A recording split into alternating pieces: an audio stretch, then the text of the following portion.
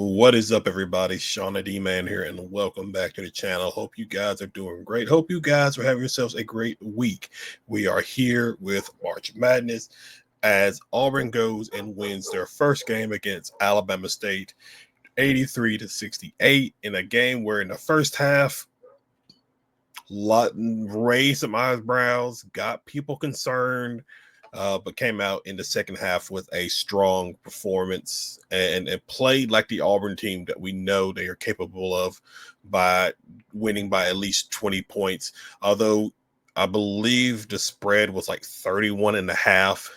So, like, if you were smart and you picked the under, you definitely got your money's worth. But this game was the first half at least was just a little concerning for sure, especially when Alabama State went on a 9-0 run to cut the lead down a little bit. And then it wasn't for like the Hod Pettifer and a few plays, about a minute left in the first half. Who knows how the game would have looked, because Alabama State, they had opportunities to at least tie it up or at least go up by one if they would have made a couple of free throws here or there. Auburn, on the other hand, could have been like a 30-point win if they made some of their free throws. And we'll get into a little bit of that here in a second with the stats and everything. But I mean, I wasn't concerned that Auburn was going to lose the game, but like that first half was like really sketchy.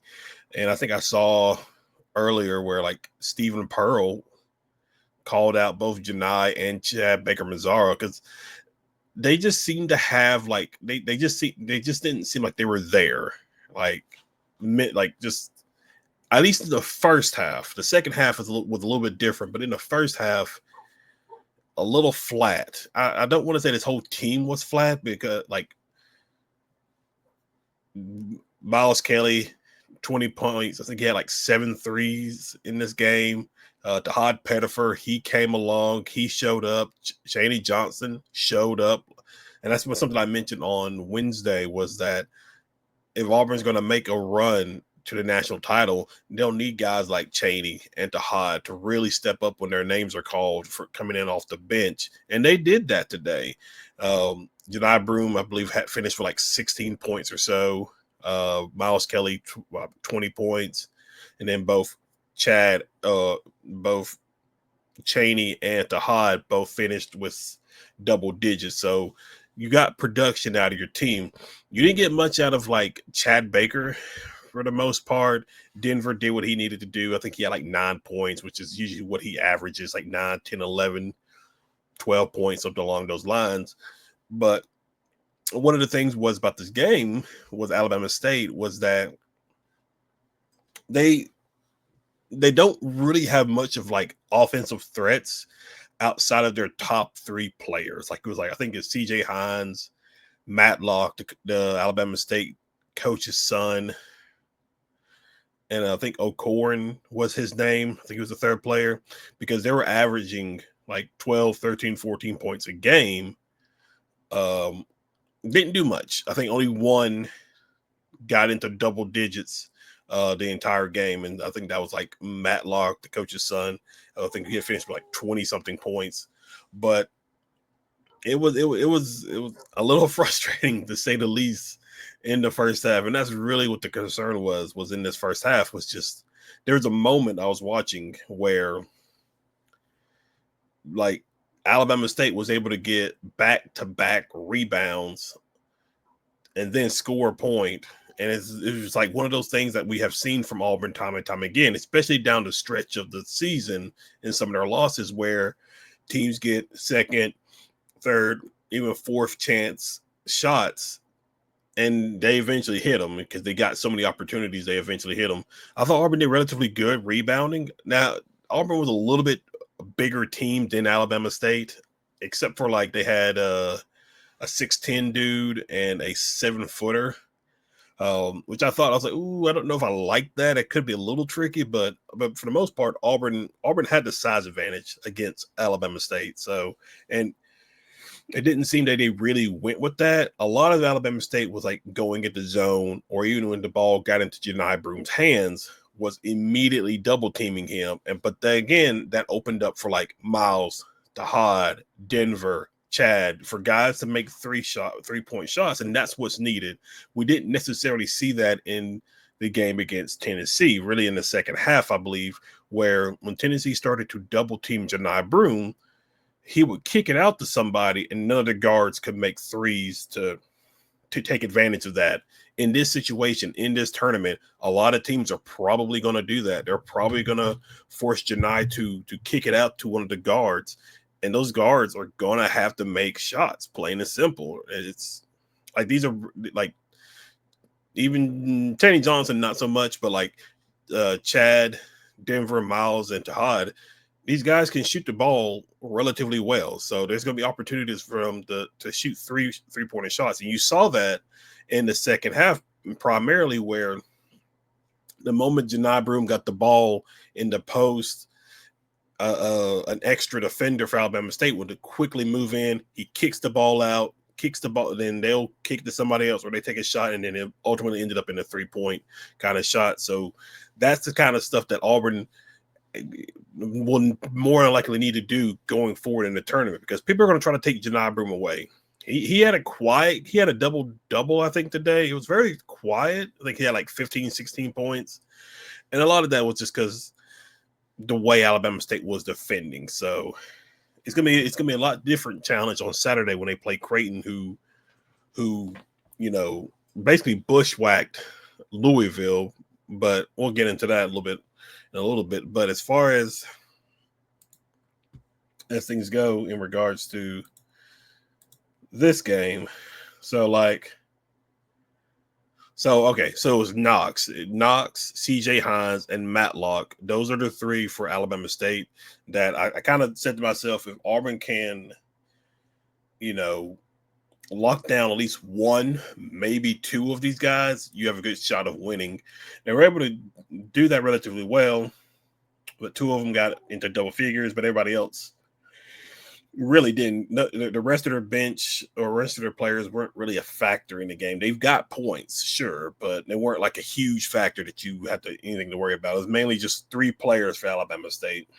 Auburn, on the other hand, Janai Broome, 14 points, 11 rebounds. I would say not his best game for sure. I don't like him taking threes. He doesn't take threes, or his percentage for taking threes aren't very high to begin with, so I don't really like him taking threes. Dylan Cardwell is Dylan. Chad Baker, he had 24 minutes, 5 points. Nobody really played over 30 minutes except for Denver and then Miles.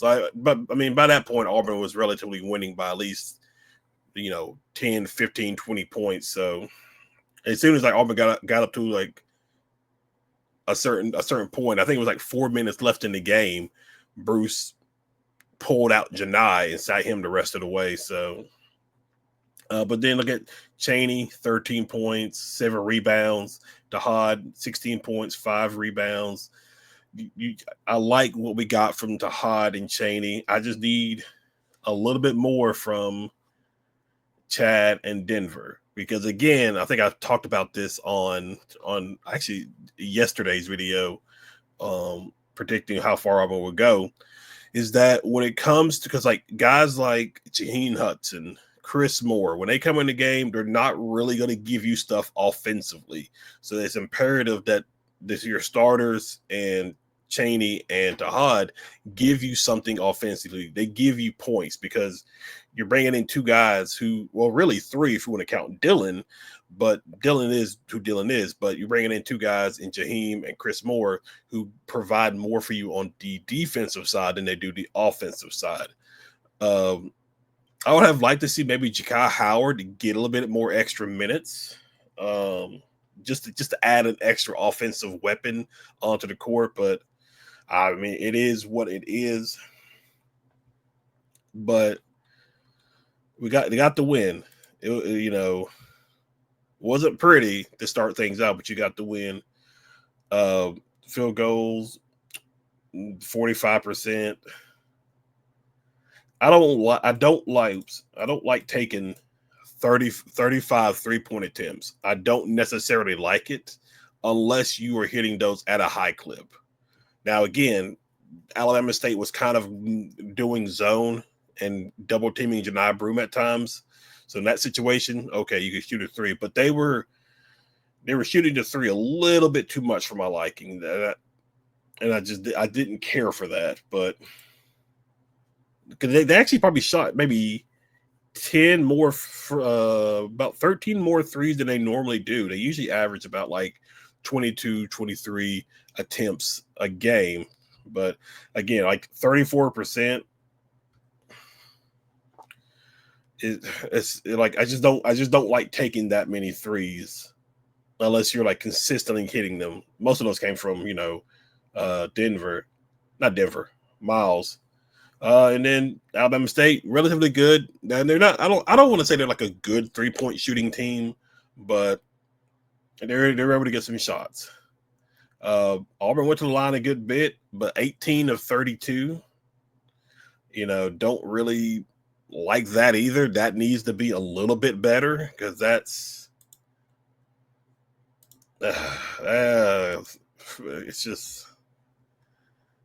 it's just I don't know. That's just needs to be better because that's 14. That's 14 points or so that you've missed, or not points, but like it's just I guess about 14. That needs to be better. That has to be better because this could potentially get you beat on Saturday against Creighton. Plain and simple, 18 of 32. So, I mean, 56%. That has to be better. You have, in my opinion, really throughout the tournament, but particularly on Saturday, you have to be at least around 75, 76, 77% free throw shooting, at least to me, in order to make sure that you can win the game against Creighton. Rebounding, you won the rebound battle. So that's a nice change of pace. You won the assist. They had 10 more steals than you. Blocks about even. You had 12 turnovers. Some of it was like not late. Some of it was lazy passing. Some of it was just unforced errors. Like Tahad down the stretch in the second half. Janai got doubled. He kicked it out to I think maybe Cheney. Then Cheney kicked it to Tahad, but Tahad then threw it out of bounds. Like I don't know what that was. Maybe he was kind of like already thinking to pass it. He thought somebody would be right there. I don't know, but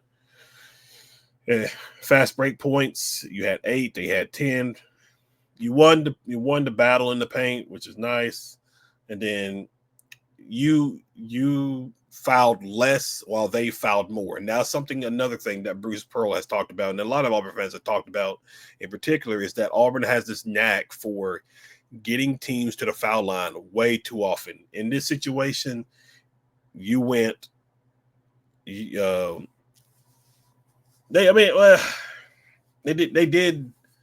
went 27. They got fouled 27 times, but their free throw, they're 11 and 19. Well, you only went to the line 17 times, or you got fouled 17 times. I mean, so that is what it is. I don't know if they've already set the time. No, they haven't set the time yet for the game. I wouldn't think it's early. Where is? There they are. So Creighton beat Louisville, and they shot relatively well. But again, it's one of those things where like I don't think they can do that again.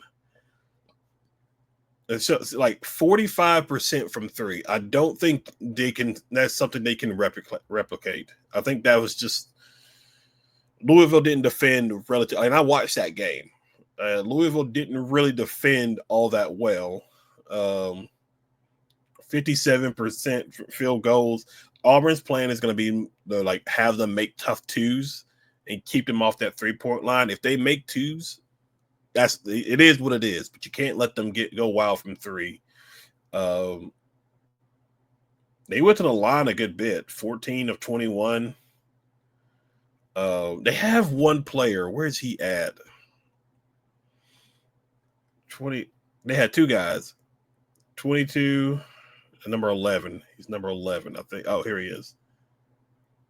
Is it him or is it this one? He's 6 foot, 6'5", 7 foot. He might be a little bit of a pain in the butt to deal with. It's gonna be interesting on how Bruce Pearl and Auburn defend against him, but I think he's like the tallest guy on their roster. 6'10". Oh no, clicked on the wrong one.